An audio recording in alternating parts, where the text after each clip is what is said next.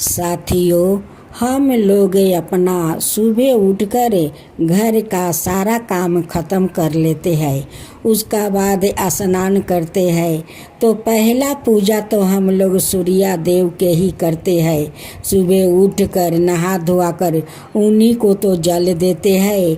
उसका बाद में घर का देवता को हम लोग पूजा करते हैं, क्योंकि सब देवताओं से सूर्य भगवान को ऊंचा स्थान है, उसलिए सबसे वो श्रेष्ठ है।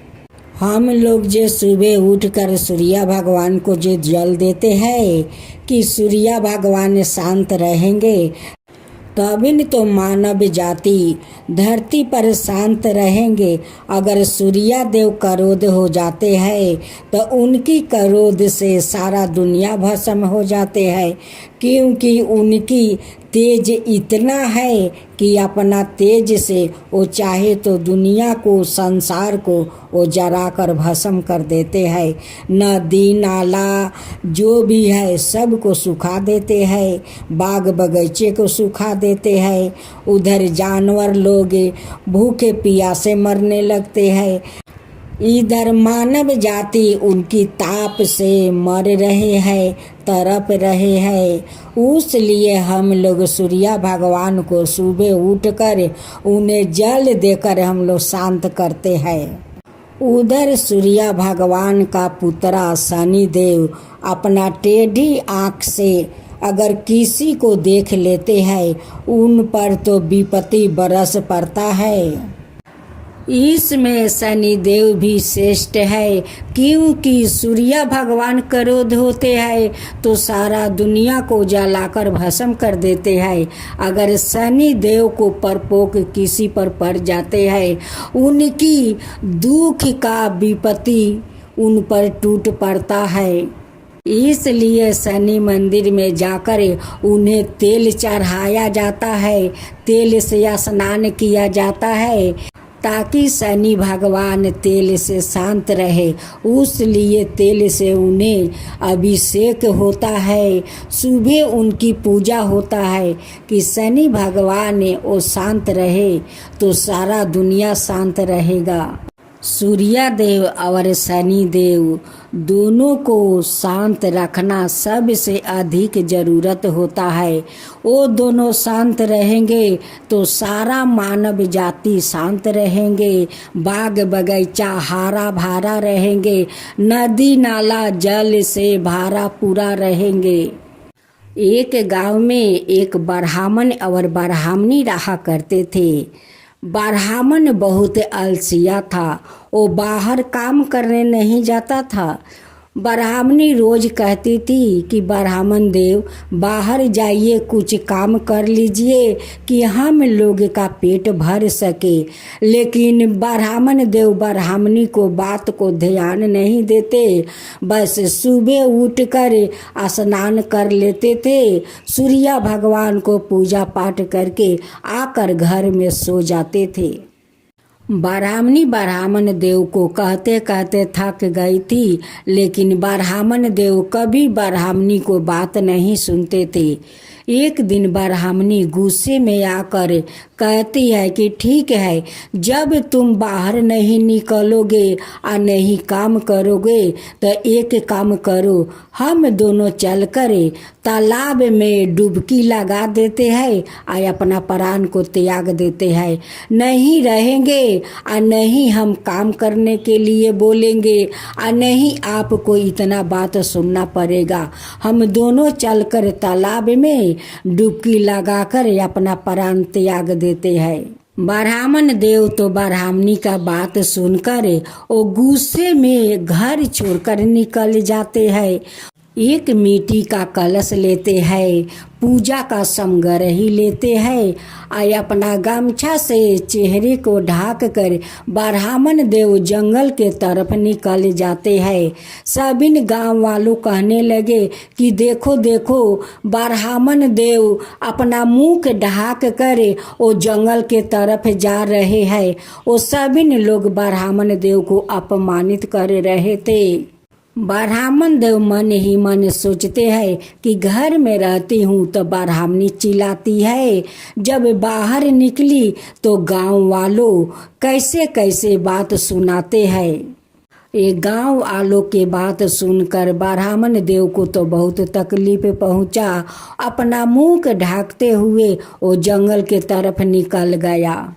ब्राह्मण देव उस तालाब से एक मिट्टी का छोटे कलश था, उसी में एक कलश जल लाते हैं और सूर्य भगवान को उसी पीपल का पेड़ के सामने वो जल देते हैं। वो जल पीपल का जड़ से होकर उस तालाब में जाता है। देखते देखते तो पीपल का पेड़ हरा भरा हो गया, तालाब पानी से भर गया। इतना सफैया पानी हो गया कि उसमें सूर्य भगवान को चेहरा देखने लगा था। ब्राह्मण देव का शारदा भक्ति देख कर तो सूर्य भगवान बहुत प्रसन्न हो गए थे। सूर्य भगवान आवाज देते हैं कि ब्राह्मण देव, तुम पर मैं बहुत प्रसन्न हूँ, तुम मुझसे वर मांगो। लेकिन ब्राह्मण देव इधर उधर सब जगह देखते थे, लेकिन वहाँ पर कोई दिखाई नहीं देता था। नहीं वहाँ पर एक पंछी था और नहीं कोई मनुष्य था।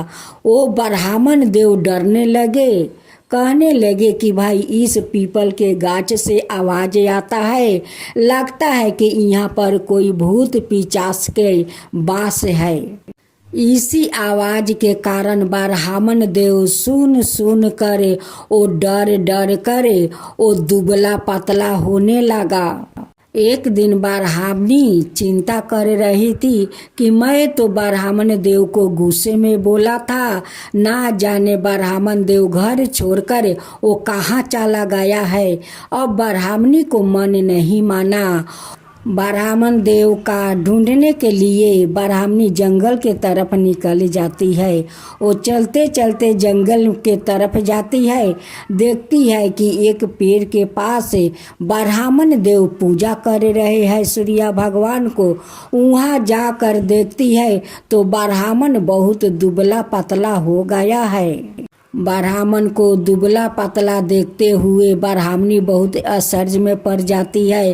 कहती है कि घर से ब्राह्मण देव निकले थे तो हाटा गाटा था, आए जंगल में आकर इतने दुबला पतला हो गया, इसका कारण क्या है।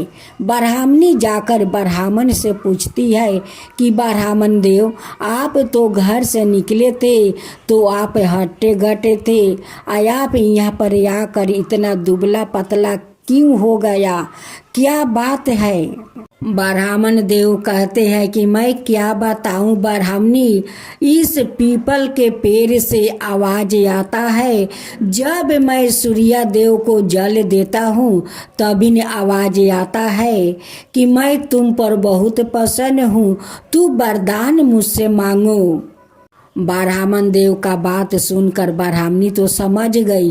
वो कहती है कि स्वामी, वो कोई भूत प्रेत नहीं है, वो स्वयं सूर्य भगवान आपको कुछ देना चाहते हैं, आपसे कहते हैं कि वरदान मांगो।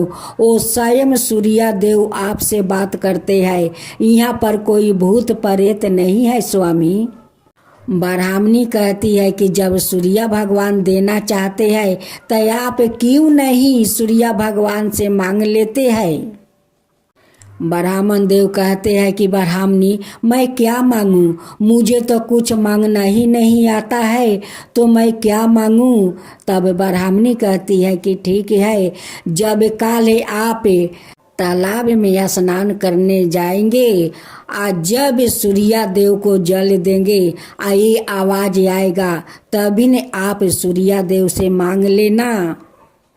हे सूर्य देव, अगर आप मुझ पर प्रसन्न है तो आप मुझे 9 खंड को महल दीजिए, महल के अंदर दास दासियों, और जब मैं जाऊं तो दास दासियों को झुलुआ में झुलाते परपोता को देखूं। यही आप सूर्या देव से मांगिए। जब सुबह हुआ, ब्राह्मण देव तालाब में स्नान करने जाते हैं। जब सूर्या देव को जल देते हैं, तभी न सूर्या देव आकर कहते हैं कि ब्राह्मण देव, मैं तो तुम पर बहुत प्रसन्न हूँ, तुम कोई वरदान मांगो। तब ब्राह्मण देव कहते हैं कि हे सूर्या देव, अगर आप मुझ पर प्रसन्न है तो मुझे 9 खंड का महल दीजिए। महल का अंदर दास दासियों, और जब मैं जाऊं तो दास दासियों को झुलुआ झुलाते परपोता को देखूं। सूर्य भगवान कहते हैं कि ब्राह्मण देव, तुम तो बहुत चतुर चालाक हो, देखने में तो भोला भाला जैसे लगते हो, लेकिन एक बारे में सब कुछ तुम मांग लिया। ठीक है, तुम्हें सब कुछ मिल जाएगा। जब ब्राह्मण देव लौट कर जंगल से अपना झोपड़ी में जाते हैं तो झोपड़ी के जगह महल देखते हैं और कहते हैं कि यहाँ पर तो कोई महल नहीं था, यहाँ पर तो एक झोपड़ी था। उस झोपड़ी में ब्राह्मणी रहती थी। उसी महल से एक दासी निकल आ रही है। उस दासी से पूछते हैं ब्राह्मण देव कि बहन, यहाँ पर एक झोपड़ी था, उस झोपड़ी में ब्राह्मणी मेरी रहती थी, वो कहाँ चली गई, उसे आप देखी है? वो कहती है कि आपको ब्राह्मणी को तो मैं नहीं देखा। उसी समय ब्राह्मणी लाल चुनरी आभूषण से लदे हुए वो आ रही है। ब्राह्मणी देखते ही ब्राह्मण को पहचान लेती है। कहती है कि ये आप का ही महल है, आप महल में आ जाइए। ये तो आपका सूर्य भगवान का पूजा का फल है। आप पर सूर्य भगवान प्रसन्न होकर ये 9 खंड का महल दिया है। इस महल में दास दासी पर पोता सब कुछ सूर्य देव आपको दे दिए है। उसी गांव में एक राजा था। वो राजा का कोई संतान नहीं था। धन दौलत सब कुछ तो था, लेकिन उनकी संतान नहीं था। जब राजा का ये बात का पता चला कि ब्राह्मण राता राती इतना बड़ा धनवान कैसे बन गया, जो ब्राह्मण को एक दिन का भोजन नहीं मिलता था, उसका इतना बड़ा धनवान कैसे बन गया। राजा अपना नौकर को ब्राह्मण को घर भेजाते हैं। कहते हैं कि जाओ उस ब्राह्मण को बुला कर लाओ। ब्राह्मण को बुला कर वो नौकर ले जाता है। राजा कहते हैं कि ब्राह्मण देव, काल तो तुम्हारा खाने के एक दाना भी नहीं था और राता राती इतना बड़ा धनवान कैसे बन गया? तुम किसका घर में डाका मारा है कि इतना बड़ा धनवान बन गया? तब ब्राह्मण देव कहते हैं कि राजन, मैं तो किसी को डाका नहीं मारा, ये तो सूर्य भगवान का कृपा है। उन्हीं के कृपा से मेरा आज इतना बड़ा महल मिल गया है। धन दौलत दास दासी बेटा पर पोता सब कुछ मिल गया है। ये तो सूर्य भगवान का कृपा है। राजा कहते हैं ब्राह्मण देव से कि ब्राह्मण देव, मेरा तो कोई संतान नहीं है, अगर आप कृपा करें सूर्य भगवान का विधि विधान पूजा का नियम बता दीजिए कि मैं भी सूर्य भगवान को पूजा कर सकूं। ब्राह्मण देव सारे नियम विधि उस राजा को बताते हैं। राजा ब्राह्मण देव को कहे अनुसार वैसे ही सूर्य भगवान को पूजा किया और कुछ दिन के बाद रानी गर्भवती बन गई। 9 महीना के बाद रानी खूब सुंदर पुत्रा को जन्म दिया। अब तो राजा का महल में खुशियाँ का ठिकाना नहीं है। सभी लोग आनंद फुर्ती करने लगे। राजा कहते हैं कि हे सूर्या देव, आपका तो महिमा अपरंपार है। आपका पूजा से मेरा घर में खुशियाँ भर गया है, मेरा संतान घर में आ गया है। अब राजा सारा गांव में ढिंढोरा पिटवा दिया कि सभी लोग सूर्या भगवान को रविवार को दिन पूजा पाठ करे, नियम पालन से करे। सूर्या भगवान सभी को दुख हर लेंगे और सबका घर भंडार भर देंगे। अब तो गांव वालों सूर्या देव का नियम पालन करने लगे, उनकी रविवार को व्रत करने लगे, सूर्या देव को अर्घ देने लगे, पूजा पाठ करने लगे। पूजा पाठ का प्रभाव से वो सारे नगरवासी सुख में रहने लगे, सभी को दुख दूर हो गया और सूर्या भगवान ने सभी नगरवासियों को भाग पलटा दिया, सभी को दुख दूर कर दिया। तो हे सूर्या देव, जो आपका काता कहे, जो सुने, जो हुंकार भरे, उन सब के ऊपर कृपा करना। हे सूर्या देव, सब का ऊपर कृपा करना। सूर्या देव की जय हो, सूर्या देव की जय हो।